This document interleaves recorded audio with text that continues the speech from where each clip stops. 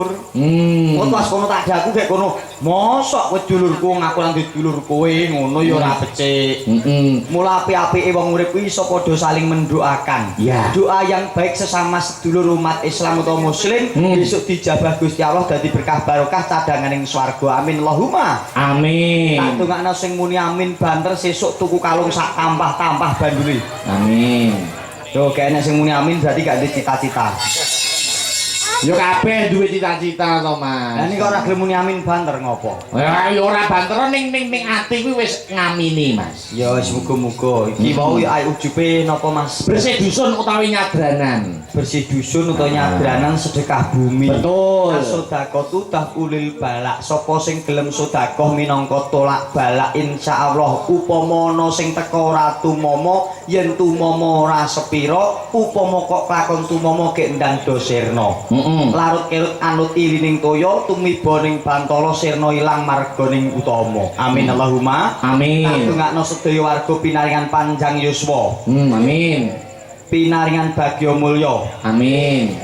Duwe putra sing genah tur soleh-solehah. Amin. Mlaku ngetan ngulon ngalor ngidun kebak ing barokah. Amin. Utamane sing muni amin sesuk entuk arisan. Amin. Nek melu, nek ra melu aja ngarep-arep. Ya iya no, lah ora melu arisan kok ngarep-arep entuk arisan, lah wae sapa? Nah iya no, wis otomatis nek kuwi ya. Nggih, muga-muga berkah barokah, Mas. Alhamdulillah. Penontonnya luar biasa ya Mas malam hari ini. Luar biasa. Senajan nggone rupek tapi tidak mengurangi semangatnya para warga masyarakat Gebang Siwil. Nggih leres Mas. Wah, tumplek-plek ngantek-ngantek nguri layar tancep kae pol kono Masya Allah luar biasa. Muga-muga berkah barokah. Amin. Nuwun sewu Bu, jenengan nonton wayangnya apa mergo seneng wayang?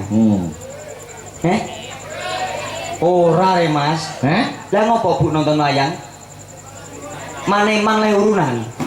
Iya. Oh dalange enggak Piye muni piye garenge ganteng ngono. garenge ganteng. Nggih bener nggih. Nonton wayang mergo garenge ganteng. Garenge. Oh nek dalange trah biasa. Pijane kupinge kopok apa piye? Dalange ganteng ngono kok. Pisan kas ya. Heeh. Nuwun sewu sing ganteng dalange napa garenge?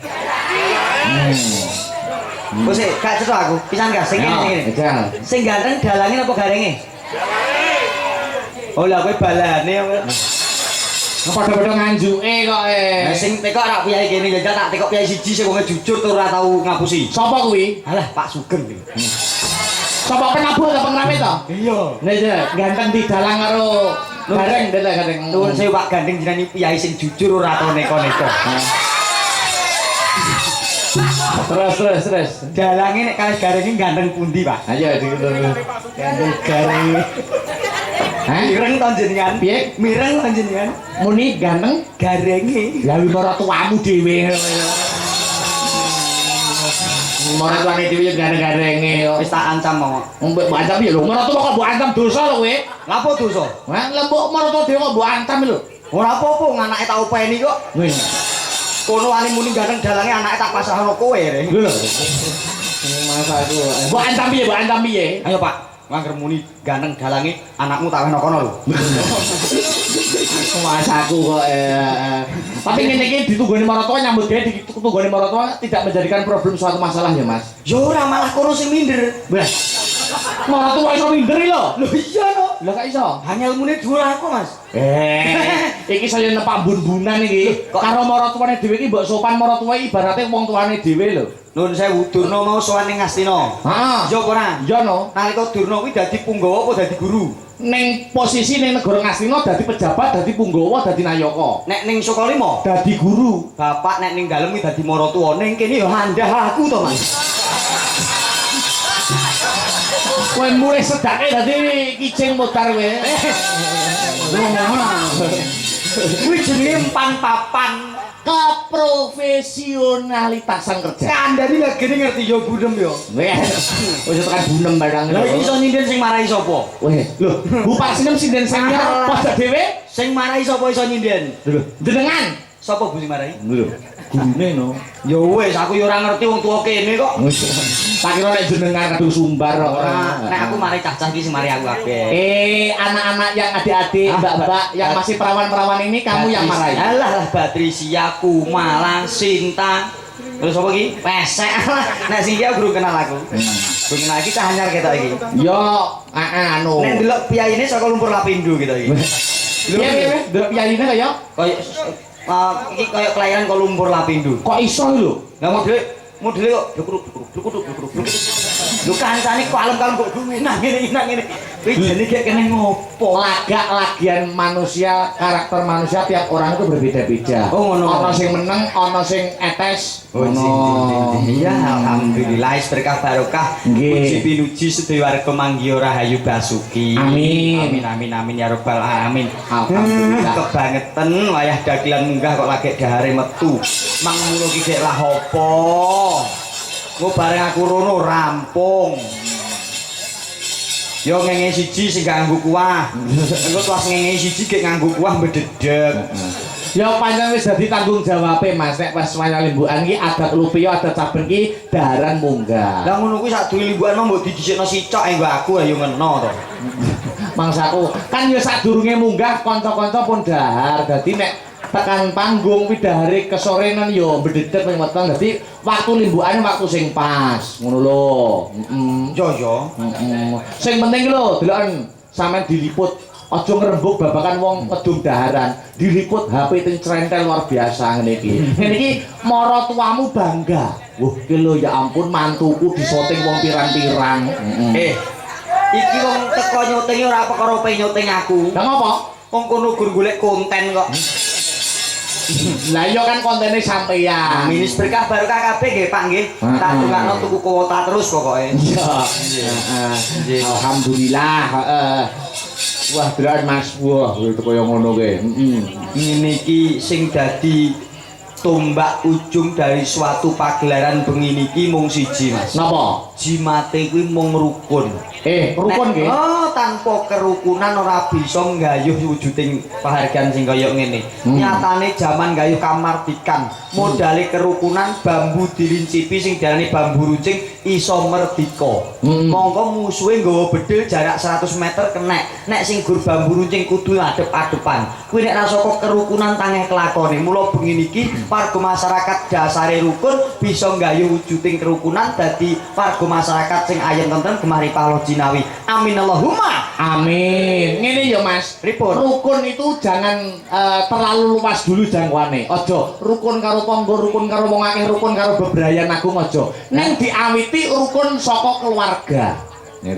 Sampeyan iso omong mestine kudu iso dadi suri tauladan yang baik. Sampeyan nek ning omah membangun rumah tangga karo bojone sampeyan tau congkrah apa ora? Apa rukun? Ya Allah Gusti Mas. Apa? Jenengan kalih kula kekancan wis suwe.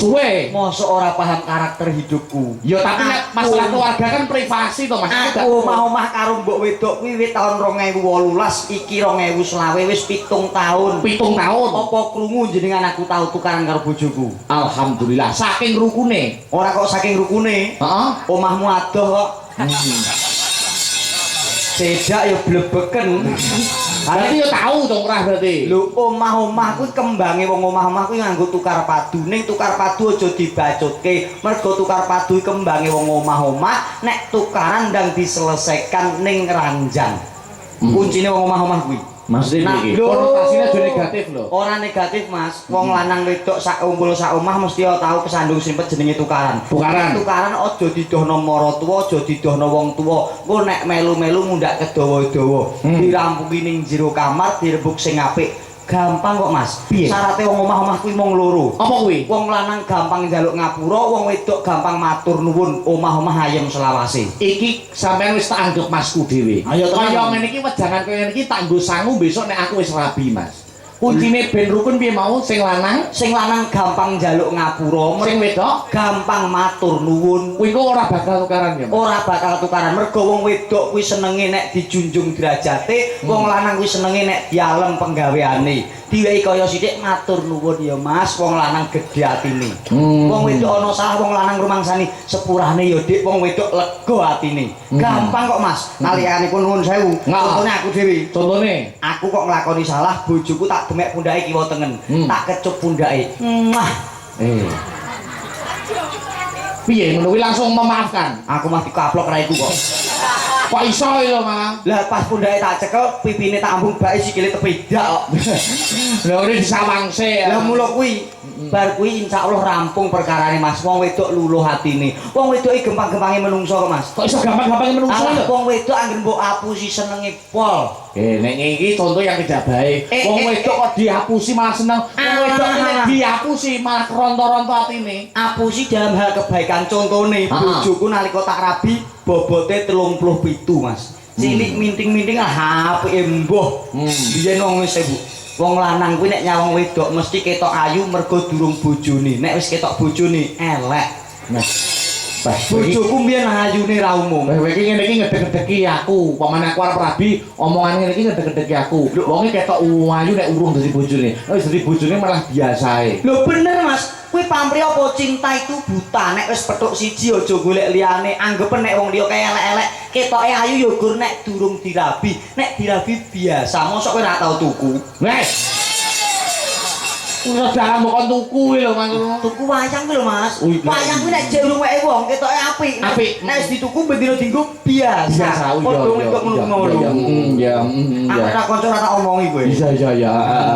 Wong lanang lega atine nek nampa kaya saka wong wedok pira wae ngucapne matur nuwun. Lah wong wedok kudu berterima kasih mbuh gedhe mbuh cilik kuwi jerih payah seorang lelaki bebasane diperes kringete ditugel balunge mung kanggo nyukupi kebutuhane.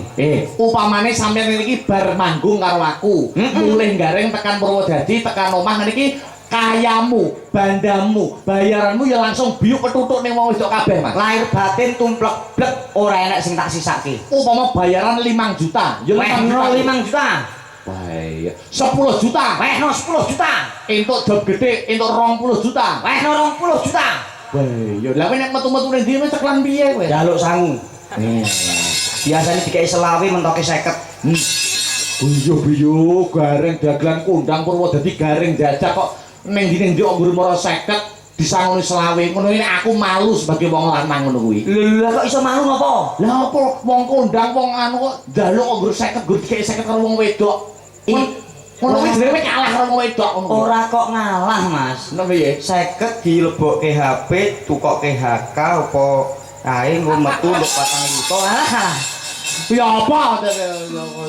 Ora tegese wong lanang lan wong wedok kudu pinter meminit keuangan. Heeh. Mergo wong wedok ki ning omah gaweane kuwi ana tetebungan wong wedok pinangkane pedaringan. Pedaringan Pedaringan kuwi wadah rezeki aja nganti bocor, Mas.